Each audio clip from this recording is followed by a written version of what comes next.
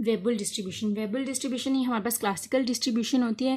ये यूज़ होती है विंड फील्ड मॉडलिंग के लिए। इसका प्रोबेबिलिटी फंक्शन जो है वो ये होता है और इसकी जो रेंज होती है वो 0 से पॉजिटिव इन्फिनिटी तक होती है।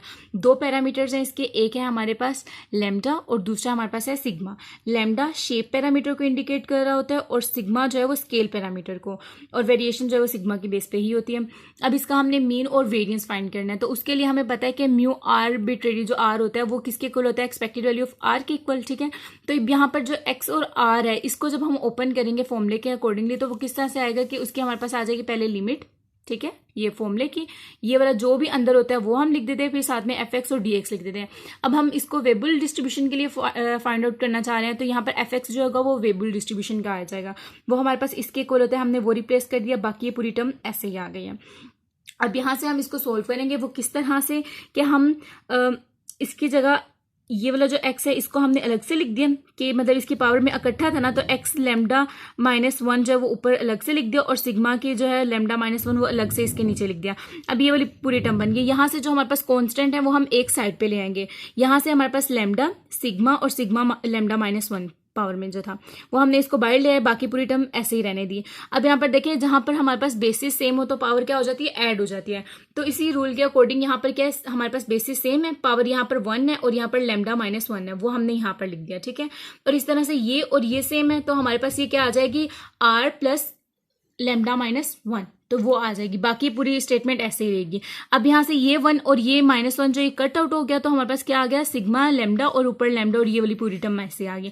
अब हम यहाँ पर लेट करेंगे कि हमारी वाली ये वाली जो टर्म है ये इक्वल है W के।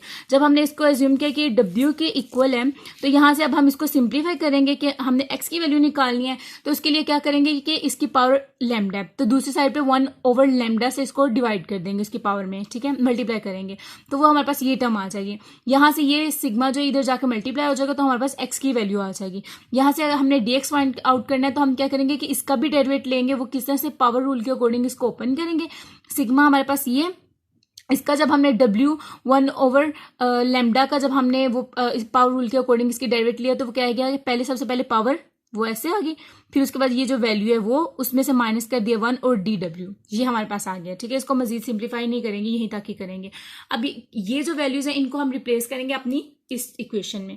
इसमें रिप्लेस किया तो हमारे पास जहां x था वहां हमने x की वैल्यू लिख दी, जहां हमारे पास dx था वहां हमने dx की वैल्यू लिख दी, ये देखें। और जहां पर हमने ये खुद से लेट किया था w के इक्वल है तो वो हमने इधर देखे, ये अब नजर आ रहा है, वो हमने यहाँ पर रिप्लेस कर दिया।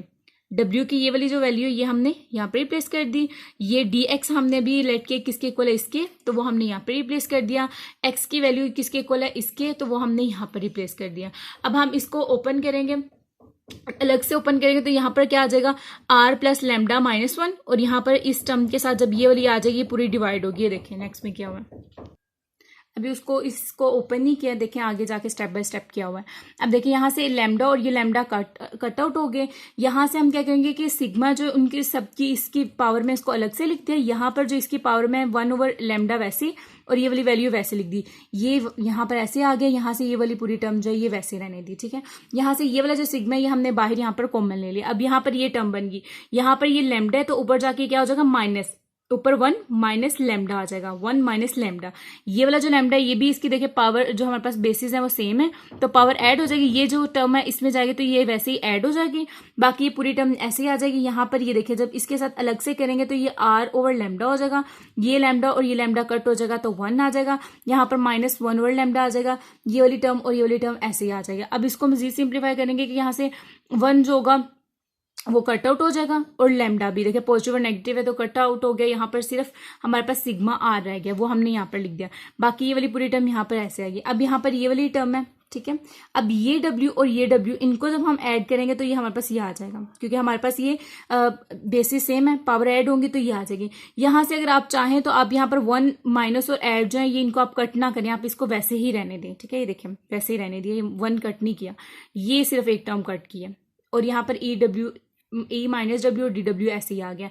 अब फैक्टोरियल नोटेशन के अकॉर्डिंग क्या होता है कि जब हमारे पास ई की पावर में कुछ भी हो और फिर साथ में वो पॉजिटिव वैल्यू में उसकी पावर में कुछ भी हो, तो हम उसके फैक्टोरियल नोटेशन के अकॉर्डिंग उसको ओपन लिख लेते हैं, क्लोज कर लेते हैं इसके अकॉर्डिंग, ठीक है।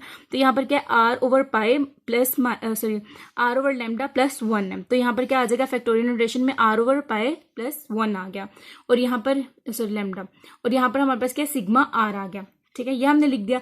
अब ये देखें, अब क्या करेंगे, बाय जर्नल जो हमारे पास म्यू आर आ गया वो ये इसके इक्वल आ गया।